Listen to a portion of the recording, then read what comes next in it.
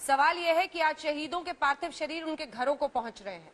आज लद्दाख में वायुसेना अध्यक्ष अचानक दौरे पर गए, वहां पर लड़ाकू विमान उड़ रहे हैं। क्या ये वो वक्त नहीं है जब हिंदुस्तान की हर राजनीतिक पार्टियों को अपने मतभेद के ऊपर उठकर एकजुट आवाज में बोलना चाहिए? वैसे मैडम, मैं आपसे गुजारिश करूंगा कि मुझे जनाब सुधांशु साहब के सवालों का जवाब देने का मौका दीजिए।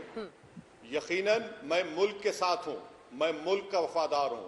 मैं मोदी के साथ नहीं हूं, ना मैं मोदी का वफादार कभी रहूंगा।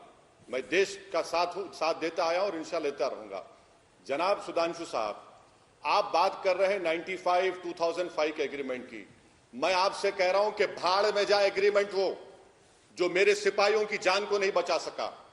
और अगर कोई मेरे सिपाही पर, मेरे घर में अगर मुझ पर बंदूक तानता है, मेरे कमांडिंग ऑफिसर को मारता है, तो हमारी सरकार को यह बोलना चाहिए था कि खबरदार, अगर हमारे किसी सिपाही के बाल पर भी आंच आती है तो गोली चलाओ।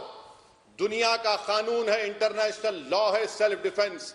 भारत की जमीन पर चीन ने हमारे कमांडिंग ऑफिसर को, हमारे सिपाहियों को मार मार कर 3 पानी में डूब गए। 150 से ज्यादा लेह के अस्पताल में इलाज चल रहा है। 10 को उन्होंने होस्टेज बना लिया। जो आपने नहीं कहा, आज उसको छोड़ा। ऐसे एग्रीमेंट को मैं फाड़ कर फेंकता हूं देश के लिए। क्या आप भूल गए कि आर्मी ने क्या कहा था? अगर कोई पत्थर फेंकेगा तो गोली चलाएंगे। जब एक दुश्मन मुल्क का सिपाही हमारे कमांडिंग ऑफिसर पर हमला करता है तो आपकी सरकार यह कह रही है कि गोली नहीं चलाना चाहिए। सुधांशु जी, क्या हो गया आपकी हमीयत को? क्यों आप नहीं कहते कि गोली चलाना चाहिए था, मारना चाहिए था चीनियों को? और तीसरी बात, आप कह रहे हैं कि ये जो साइचन, सुधांशु जी आप ज्योग्राफी नहीं जानते, मैं आपको बता रहा हूं। चीन गालवान में बैठकर अब भारत की फौज के लिए बहुत मुश्किल हो जाएगा।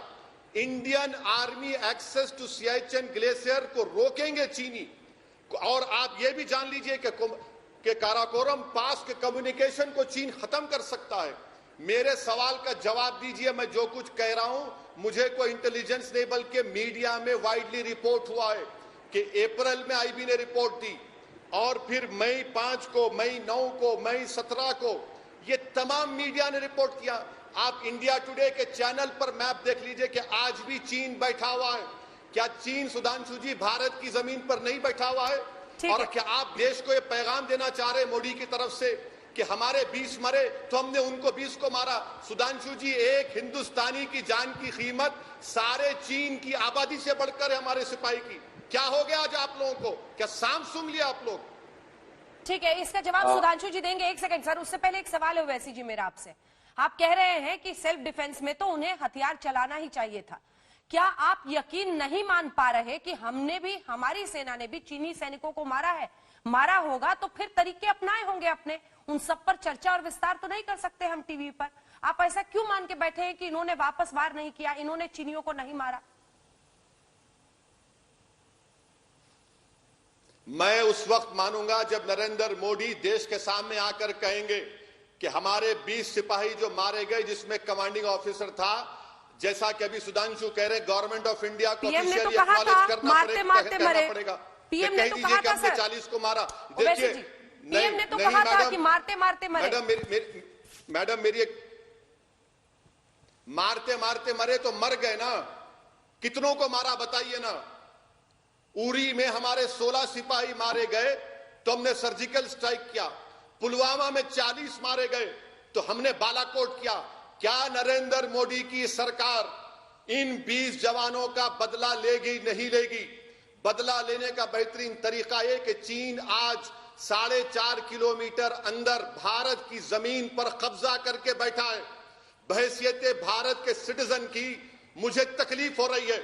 मेरा सीना जल रहा है कि मेरे जवानों के गलों को काट दिया गया, चेहरों को मारा गया, और इनकी पॉलिटिकल लीडरशिप की गैर जिम्मेदाराना हरकत है।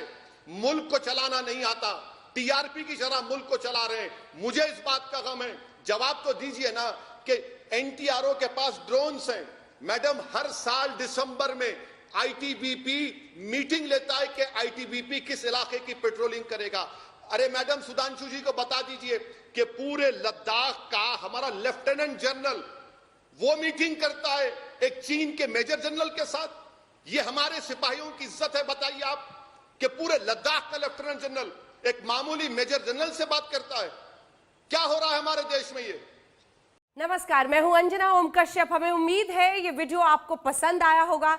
लेटेस्ट खबरों के लिए यूं ही देखते रहिए आज तक, और इस वीडियो के पसंद आने पर लाइक, शेयर एंड सब्सक्राइब करना ना भूलें।